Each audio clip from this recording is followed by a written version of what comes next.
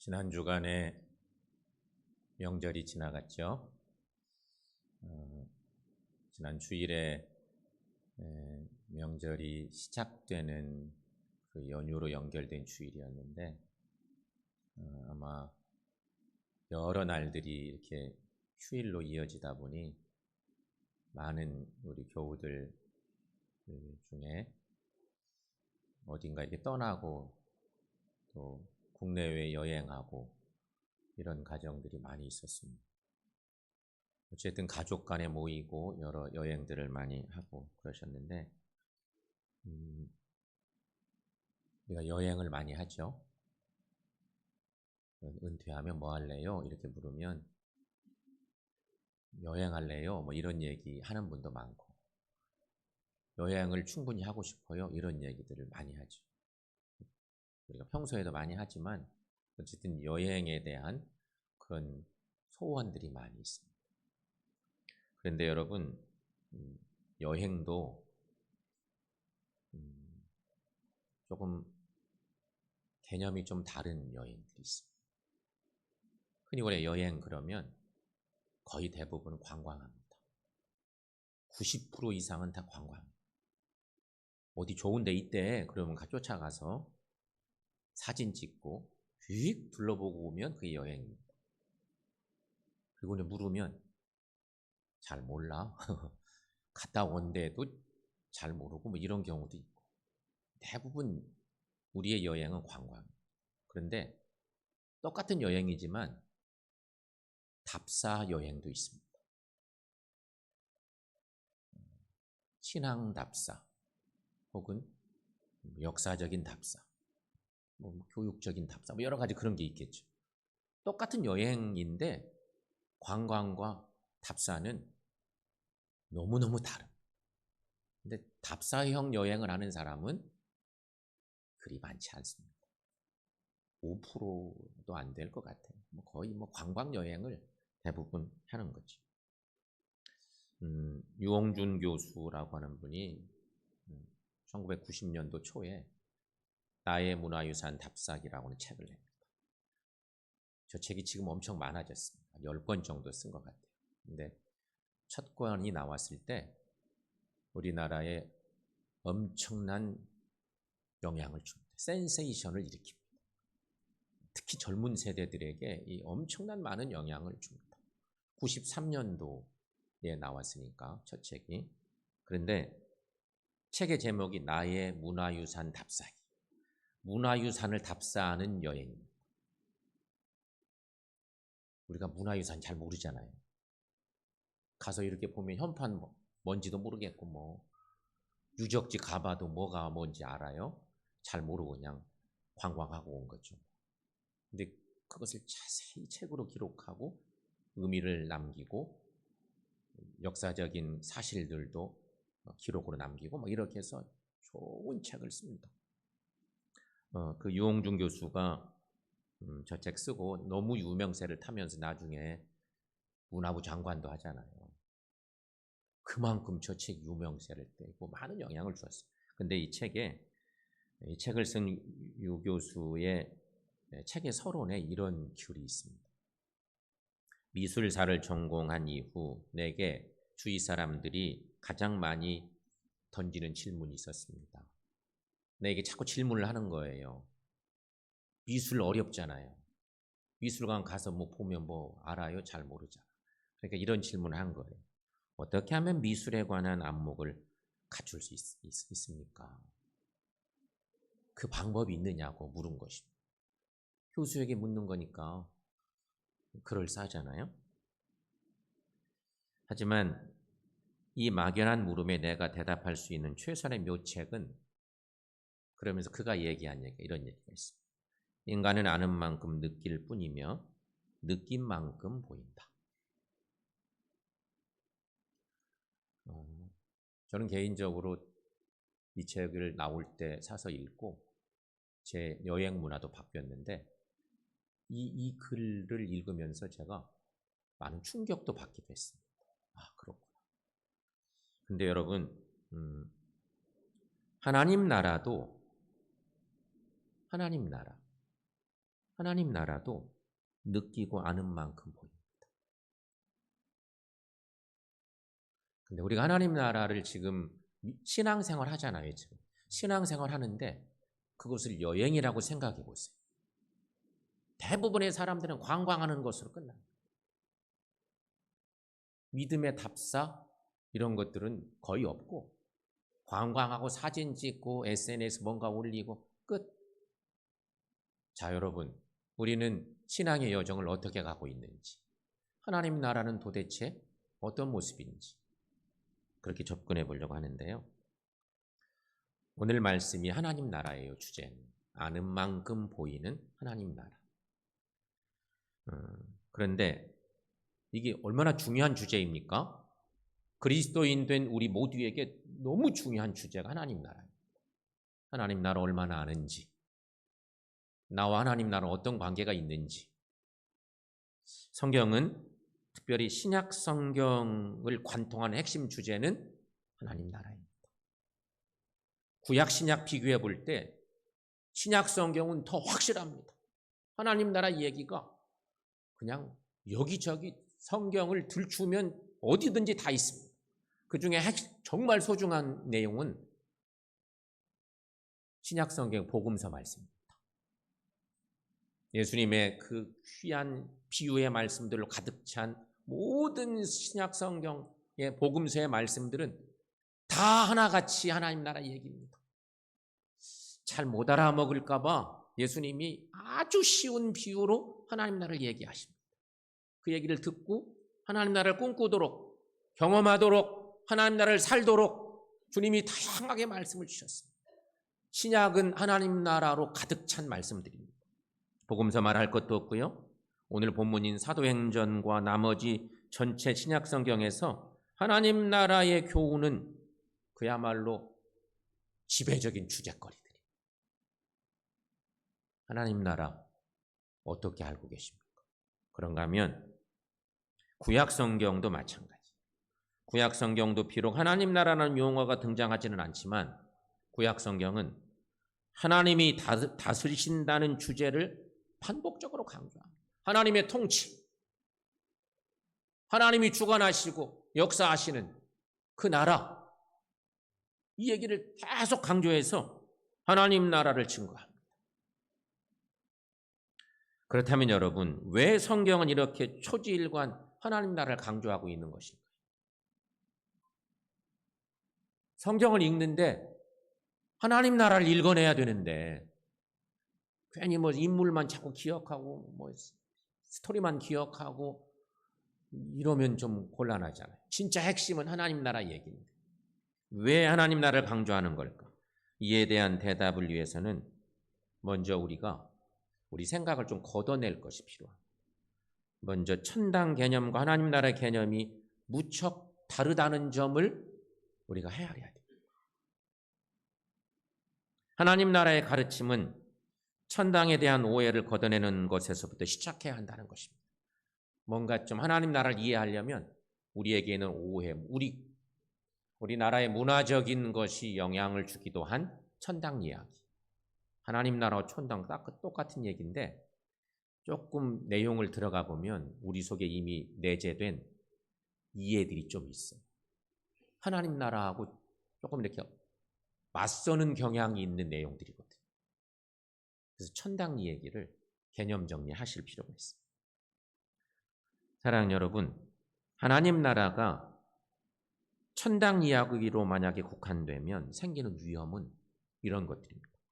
기독교 신앙을 세속적인 물질 가치관으로 전락시킬 가능성이 높습니다. 성경이 증거하는 하나님 나라, 이게 그냥 우리가 이야기하는 이야기식의 내용으로 규결시킬 수가 없다는 거죠. 그러나 우리는 그동안 자라오면서 신앙생활을 오랫동안 해오면서 특별히 부흥 강사님들의 그 유명한 설교를 듣다가 우리 속에 다 내재된 신앙적인 굳어진 어떤 것들이 있어요. 비슷하게 다 있습니다. 천당을 설명할 때 많은 목사님들이 황금집 이야기를 설명합니다. 그런 이미지가 있죠? 여러분 기억 속에. 우리가 처음 교회에서 배운 천당은 말 그대로 죽어서 가는 황금집으로 묘사된다는 것입니다. 물론 아무나 천당에서 황금집에 거주하는 것은 결코 아닙니다. 천국에 입성한 신자들 가운데 아주 특별한 사람들에게 황금집에 거할 수 있는 영예가 주어지죠. 대신에 이 세상에서 믿음 생활을 하긴 하는데 믿음 생활을 어영부영하는 거예요. 열심히 안 하고 자기 마음대로 신앙생활 하는 사람들도 있어요. 그럼에도 불구하고 믿음 생활을 제대로 못한 사람도 천당에 갈 수 있어. 그런 사람들 어떻게 천국이야? 그런데 이 이야기 속에는 천국에 갈 수 있대요. 그런데 천국에 가서 보니 황금집은 열심히 있는 사람들이 거하는 집이고 이 어영부영하던 사람들은 후미진 초가집에서 삽니다. 초가집에 사는 이 사람들은 상급도 없고 영광과 승리의 면류관도 얻지 못해. 그들이 쓴 것은 개털 모자 쓰고 있다. 여러분 들은 얘기죠? 전혀 안 들어본 얘기예요? 여러분의 반응이 없네. 여러분 부흥 집회에 참석하셔서 이런 얘기 들은 적 없어요? 이게 우리 속에 이렇게 다 대부분 언제부터인지 모르지만 오래전에 신앙생활하면서 내재된 하나님 나라와 관련된 이야기들이죠.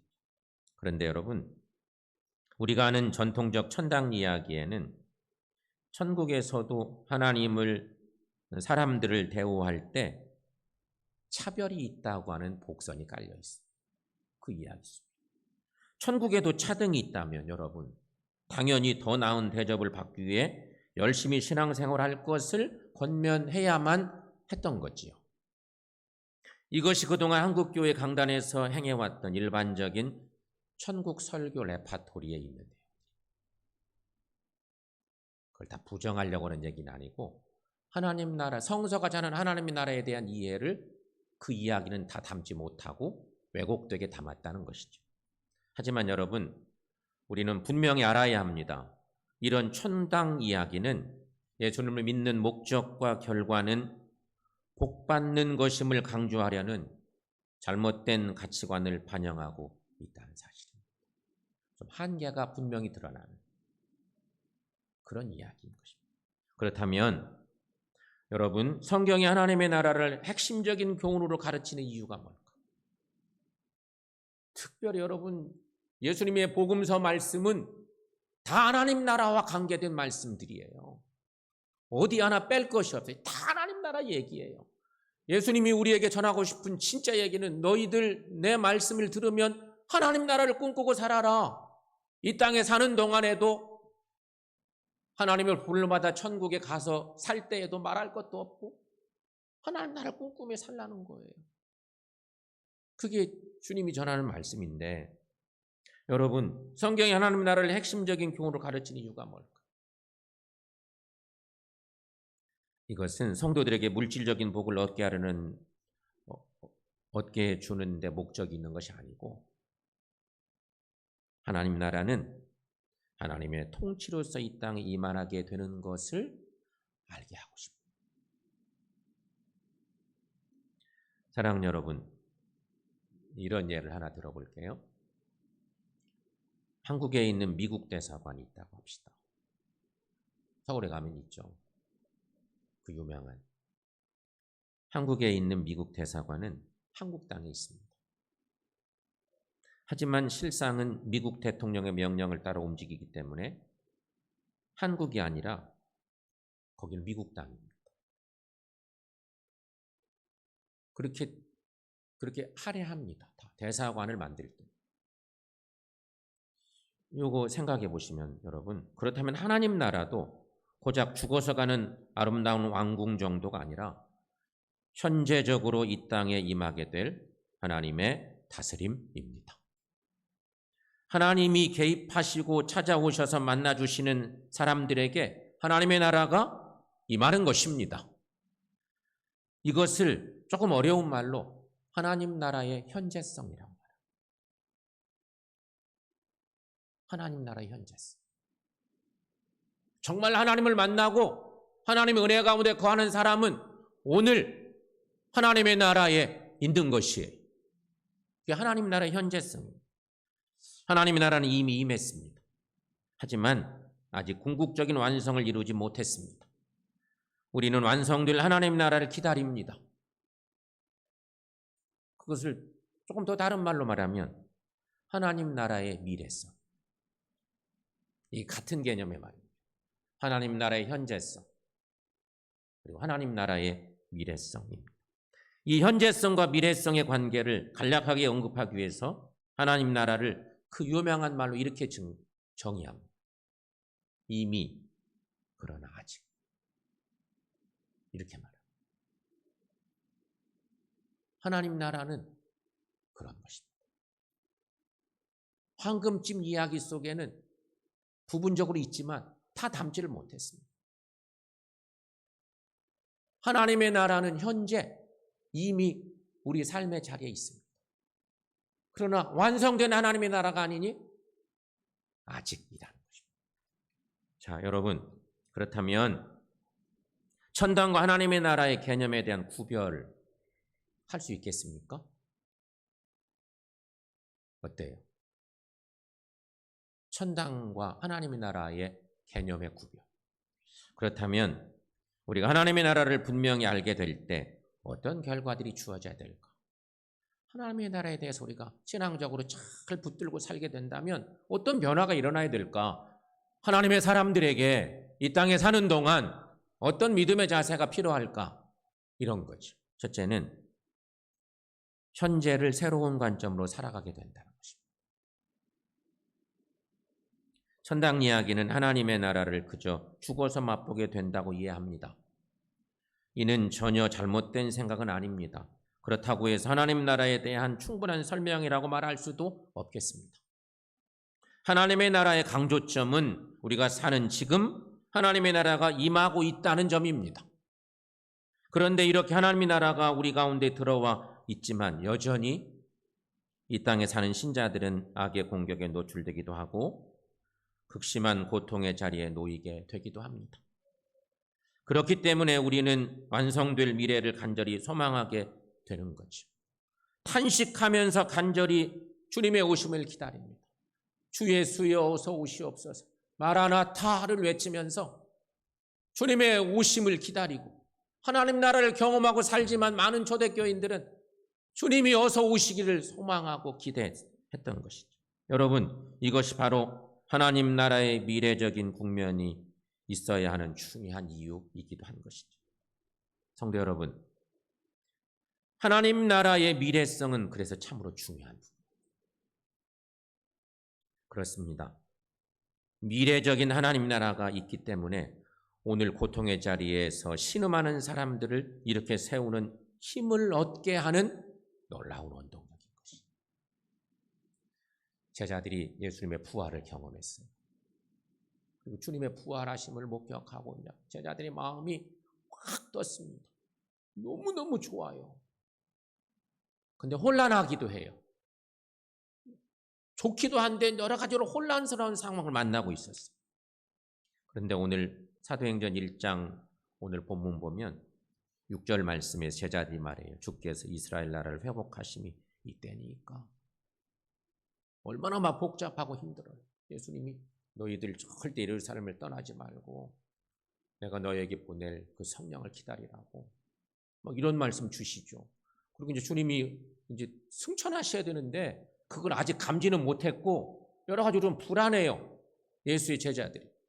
그때 던진 질문이 그들에게 이스라엘 나라의 회복은 구약 성경 선지자들의 메시아 왕국 예언과 연관된 건 없겠지. 제자들은 하나님 나라를 이스라엘의 회복과 동일시하고 있습니다. 이스라엘 나라가 다 망가져서 언제 회복될지 모르겠는데 정말 그때가 하나님의 나라가 이스라엘 회복과 관계가 있다고 본 거예요. 지금 제자들의 관심은 오로지 하나님 나라가 회복될 때입니다. 그때는 좀 미래적인 거죠. 이때 예수님은 말씀합니다. 제자들이 그렇게 물으니까 예수님은 때와 시기는 아버지의 몫이라고 정확하게 단정짓고 말씀하죠. 7절 말씀 여러분 함께 읽어보겠습니다. 이르시되 때와 시기는 아버지께서 자기의 권한에 두셨으니 너희가 알 바 아니요. 제자들의 궁금함은 그때가 언제입니까? 그 시간 좀 알면 좋겠습니다. 그러는데 예수님이 호되게 책망하시고 그 아버지의 몫이다. 그렇게 말씀하시고 더 중요한 얘기를 이어서 말씀하시는데 예수님은 오직 성령으로 권능을 받아 땅끝까지 나가는 것이 무엇보다도 중요함을 강력히 역설하시는 그런 말씀이죠. 여러분 이렇게 볼 때 주의 백성이 이 땅에 고통의 현실 속에서 피우게 되는 승리란 다름 아닌 관점의 승리. 성도 여러분, 우리는 보통 환경 때문에 시야가 좁아지거나 시야가 닫혀서 어려운 환경만 바라보기 쉽습니다. 하지만 어려운 환경 속에서도 궁극적인 승리의 시선을 소유하면 반드시 승리하게 됨을 믿습니다. 사랑하는 여러분, 그러므로 하나님의 사람은 오늘을 주님의 관점으로 살아가는 사람입니다. 하나님의 사람은 현재를 새로운 관점으로 살아가는 사람입니다.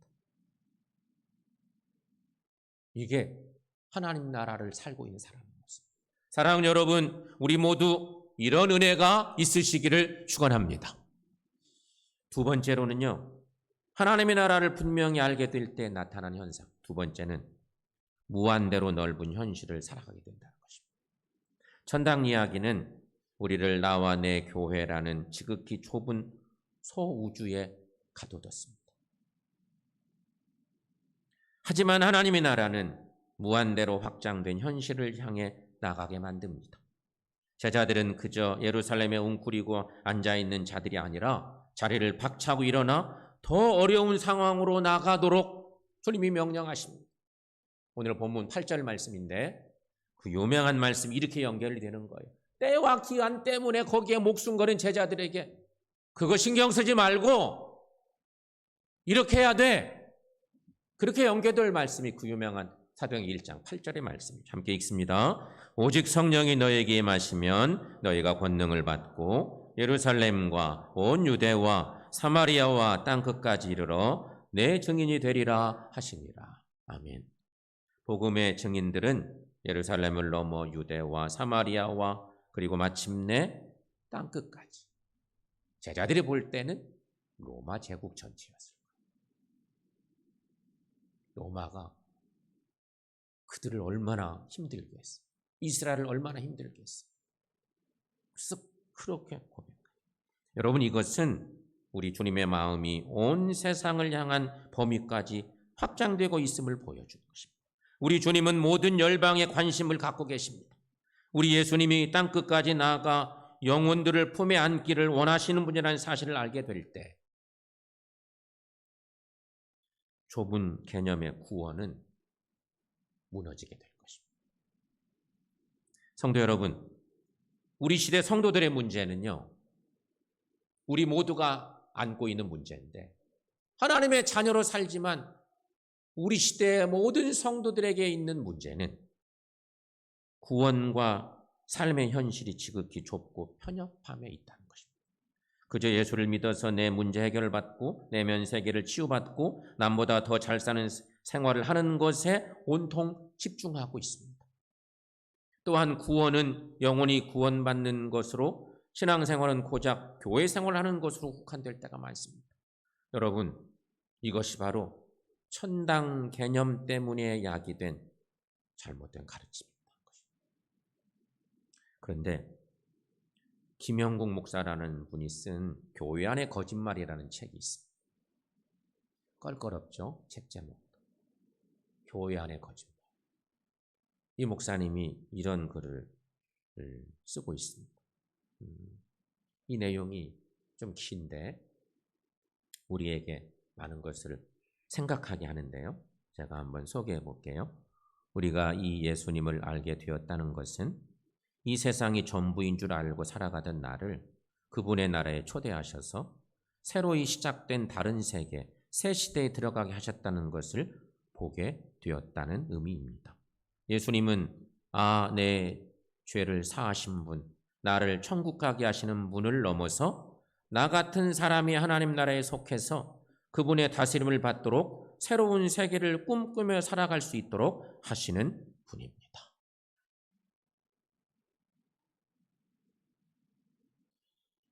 사랑하는 여러분, 우리는 하나님 나라에 초대받은 그리스도인들입니다. 우리가 그런 존재입니다. 우리 같은 부족한 우리 하나님이 예수님 만나게 하셔서 주님 만나는 순간 하나님 나라 초대받고 이미 하나님 나라를 살고 있는 그리스도인들인 거예요. 그렇다면 여러분, 그리스도인은 예수님의 하나님 나라의 비전을 함께 품는 사람들입니다. 이런 삶을 사시기를 축원합니다. 이게 우리에게 필요합니다. 그러므로 이제 우리는 나 중심의 개인적, 이기적 개인주의가 아니라 더 나은 이웃을 향해 나갈 때입니다. 따돌림이나 배제하는 시대 정신을 본받지 말고 포용의 십자가 정신으로 서야 할 때입니다. 이렇게 될 수 있는 유일한 길은, 이렇게 살 수 있는 힘은 어디서 나오느냐? 다른 거 아닙니다. 하나님 나라에 매료되는 일입니다. 내가 잘 몰랐는데 하나님 나라가 이렇게 귀한 것이었구나. 예수님은 그걸 전해요. 그걸 막 전하셨는데 우리가 그거 이해하기가 너무 어려웠다. 하나님 나라에 매료될 때 우리의 가치가 바뀌는 거예요. 사고방식이 바뀌어요. 내 중심에서 너 중심으로, 공동체 중심으로 바뀔 수 있는 것이 하나님 나라에 매료될 때라는 것입니다. 하나님 나라에 매료될 때에 우리는 힘겨운 고통의 시간을 딛고 위대한 증인의 삶을 살게 될 줄로 믿습니다. 아는 만큼 보이는 하나님 나라.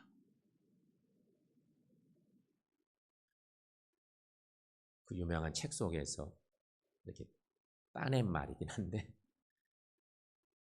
딱 맞습니다. 하나님 나라는 느끼는 만큼 아는 만큼 보이게 되어 있습니다. 느끼지 못하고 알지 못하면 하나님 나라를 평생 신앙생활해도 잘못된 신앙생활하고 헛다리 잡고 하나님 나라를 경험했다고 말할 수가 있게 되는 것이죠. 그러므로 여러분, 알아야 기독교 신앙을 누리게 됩니다. 알아야 복음의 광대한 역사를 살아낼 수 있습니다. 그러므로 성경의 핵심인 하나님 나라를 배우는 일은 성도인 우리에게 선택이 아닌 필수입니다. 하나님 나라를 탐구하시고 하나님 나라를 체험하는 여러분 되시기를 축원합니다. 앞으로 우리가 또 인생 살아갑니다. 인생은 여행 같은 거라고 하는데 여행을 하는 동안 하나님 나라를 관광만 하지 마시고 하나님 나라를 신앙적으로 답사하시고 말씀 속에 하나님 나라를 깨달으셔서 우리 대부분은 다 여행하는 동안 하나님 나라를 더 깊이 알아서 이 땅에 사는 동안 하나님 나라를 사시고 주님 부르시는 날 하나님이 예비하신 그 천국의 주인공들로 살아가는 우리 모두 되시기를 축원합니다.